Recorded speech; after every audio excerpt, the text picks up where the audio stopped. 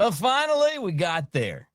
Pete Crow Armstrong, 30 home runs. Seiya Suzuki, 30 home runs. And I don't know why those guys always seem to hit at the same time. Kyle Tucker back in the lineup, but he's not in that club. Michael Busch is. Cubs, for the first time since 2004, with three guys, at least, with 30 home runs. First time since the steroid era. All right, we're going to talk about that. Cade Horton set to go. I thought that. We kind of got some conflicting reports. Good news on that front as well. And the first-round playoff series in the Wildcard is set. Cubs and Padres. Cubs' magic number at 1. Just one win or one Padres loss. And they are hosting at Wrigley Field. 2 games yet to play in the regular season. So all that. And when you need a little bit of help getting things back on track again with the bats, all you got to do is face that Cardinals pitching.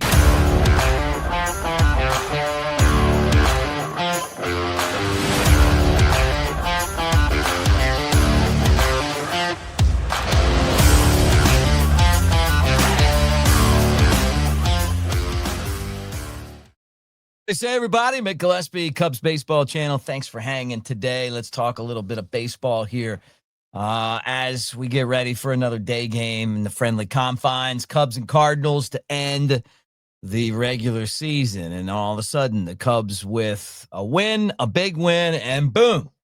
Hollywood Pete kind of highlighted today a beautiful blue Chicago Friday at Wrigley.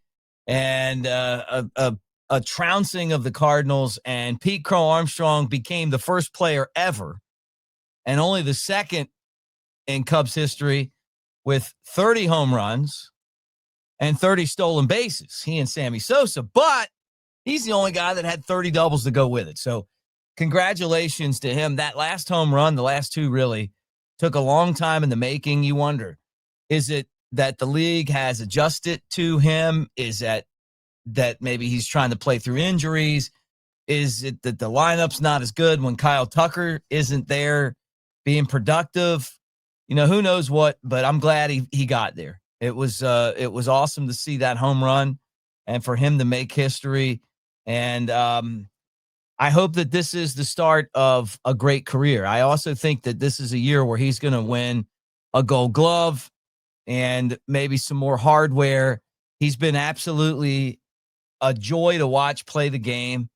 The fire, the power that he's shown, the speed. He is absolutely brilliant in the outfield, and he just brings a lot of passion every time he plays. So he's kind of like this team's Javi Baez, and I just hope that he gets hot like Javi Baez, because Baez always seemed to play his best in the big games. And I'm not giving Pete Crow Armstrong that yet, but I do like the way that he performs and at the level he plays on. Javi Baez was just amazing with his ability to do big things in big games, and not many players can do that. So hopefully that's what Hollywood Pete does. Now, I mentioned this before, right, guys? This is the first time since 2004 that the Cubs have at least 3 players with 30 home runs. Can you name the players that hit for 30 home runs in 2004? It might be a little tough for some of you guys. Let me give you a chance. All right, here you go. Let me give you the list. With 32 home runs, Derek Lee. With 35 home runs, Sammy Sosa, slamming Sammy. With 36 home runs, third baseman Aramis Ramirez. And with 39 home runs, Moises Alou. I remember that season very well. I don't remember being more heartbroken about the end of a season ever. That was a really special team, and I remember those home runs and those guys just absolutely killing it. So 2004, and then this year, obviously, you got Michael Busch, Pete Crow Armstrong, Seiya Suzuki. And Suzuki's coming on strong, and I'll tell you what, this is the time to get there, right? Another home run, and this one was a grand slam. I like it when he's playing well. I like it when he has a lot of confidence. He can be a really, really, really good player when he's doing well. He has struggled so much. And I wonder if it's, hey, I'm seeing the ball better or I'm healthy, because during the course of the season, you just get beat up, and it's how you handle that is going to determine what kind of player you are. All right, here's good news right here. I had heard that Cade Horton was going to pitch in the playoffs. And then Jesse Rogers put out that he had a MRI that didn't look so good. And I don't think the Cubs denied that. And they had a second opinion, and he threw, and all of that to basically say, hey, he's going to pitch. So he threw yesterday, came out good, not off the mound, but just threw. Hey, you feeling all right? Yeah. This guy's going to win Rookie of the Year. I checked the Vegas odds, and, he's anywhere from -3, minus 315 to, minus 215, somewhere in that range, depending on what sports book. Give me the lower odds, right? Because I think he's going to win. And I think that it's becoming pretty apparent, even though he got hurt in that last start, or only threw 29 pitches. I think he's done enough. And if I'm the Cubs, I'm getting him in the playoffs. I'm getting him on the mound. He's going to start one of the first two games, because if we get swept, I want him to get that playoff experience. If we're building towards a championship, if this is going to be the Cubs 2015 compared to, build to the 2016 World Series championship, the thing that bothers me the most is I just keep hearing stuff like, hey, we want 90 wins. If we can win 4 games in the playoffs, your goal should be to win the World Series. And even if that's really not what you think you're going to do, I would rather you just say that and convince everybody that that's what's going to happen. And let's just do it. Now, Cubs are going to play the Padres. And this is the matchup that we knew was coming. I mean, I don't think this is any kind of big surprise. The question is, what day? Well, the answer to that question has been answered, and that's that the Cubs are going to play the Padres on Tuesday, September 30th. And unless something very dramatic happens, when I'm recording this, and I've watched most of the Padres and the Diamondbacks game, but look, if I'm going to get this show to you guys, I'm going to do it before the game's over. Padres are in control. They're going to win, so the magic number would be 1. If something happens between now and then hey, guess what? Cubs are in. They're going to host. I think they're hosting anyway. And I want to throw this up here for you guys, because at the end of the day, whether it's, late on Friday or on Saturday or on Sunday, Cubs are going to clinch, and they're going to host, and we're going to give tickets away for it. So hit that QR code right there, AveD. The hats are also ordered. The shirts are ordered. They're coming first week of October. So maybe we'll have them by by the playoff series. Maybe not by that first game, but one of those games. Anyway, thank you to AveD, Mick Nation. Be a part of that. Appreciate all of you guys who have done so, whether you're in the U.S. or you're in Venezuela or you're in Japan or wherever you're watching. We give away cash prizes too. So if you can't go to the game, don't give up. I mean, we'll mail a hat out to you, or, you can win cash prizes as well. So take advantage of that. And again, the first game is going to be Cubs and Padres Tuesday, September 30th. Great news is that Kyle Tucker returned, and he came back and had a successful return. This was one where I was very curious to see what was going to happen here, because if I'm Kyle Tucker's agent and I'm not sure that his calf is not going to be re-injured, it could be like a lingering issue with the amount of money that is going to be spent to, basically to sign him long-term. And if you think it's going to be somebody other than the Cubs or whatever, even if you think it's the Cubs, I'm going to be pretty careful with what I'm telling my player to do. And I would probably say, hey, you know what?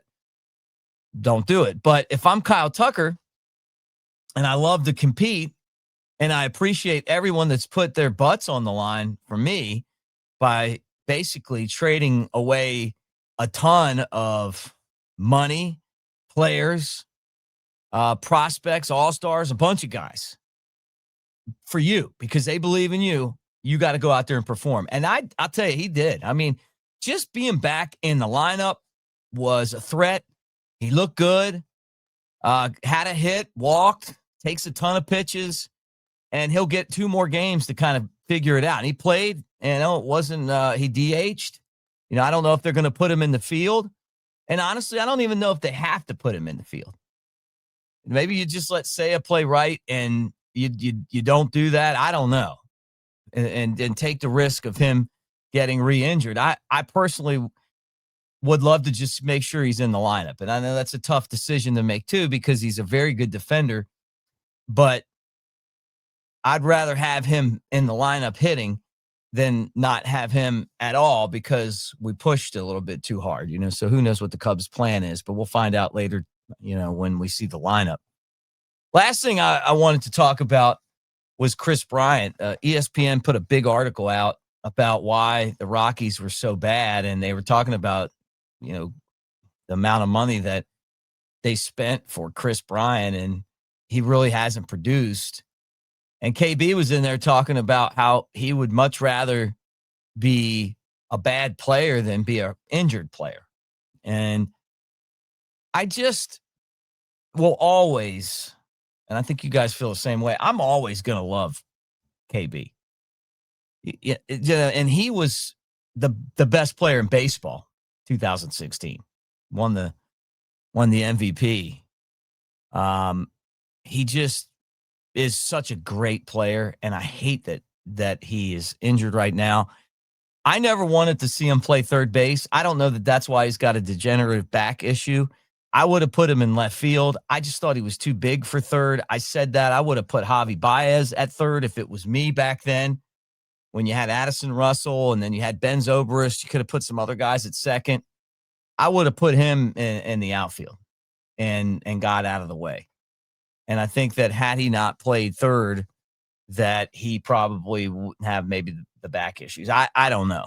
But degenerative back issues, not a good sign. And I don't know that he's ever going to be back. But, maybe one day he'll, if he could do the same thing Rizzo's doing and maybe be an advocate for the Cubs, a representative. I hope so. He's kind of a private guy. He's a great kid, though. And it just sounded from the quote like he's going through a lot right now with the fact that he's struggling to stay healthy. So anyway, look, Cubs and Cardinals again. Over the years, you talk about some bad luck. The Cubs have had some bad luck against the Cardinals. It's so good that that's not the case anymore, right? I love it. And I love that we're going to play him again and just the right time. Jameson Taillon on the mound, 10-7, 3.78 ERA. He's been really, really good his last couple of times out. And Michael McGreevy is going for the Cardinals. He's 8-3 with a 4.35 earned run average. So couple of right-handers at Wrigley Field. And again, another one of these day games from the friendly confines at 1:20. So thank you guys for hanging. Hey, get in the comment section, comment it up. Love to hear from you. We're closing in now on the start of the second season. Got to give the Cubs credit. They got the 90 wins. It's got a couple more games to go here before it wraps up, but they've accomplished, a couple goals and they're close to another one. And we'll see what happens. But good news Friday, not just the outcome of the game, but a couple of really important pieces, healthy, and some big milestones met by this Cubs team. All right, we'll do it again tomorrow. Thanks, guys. And again, go Cubs.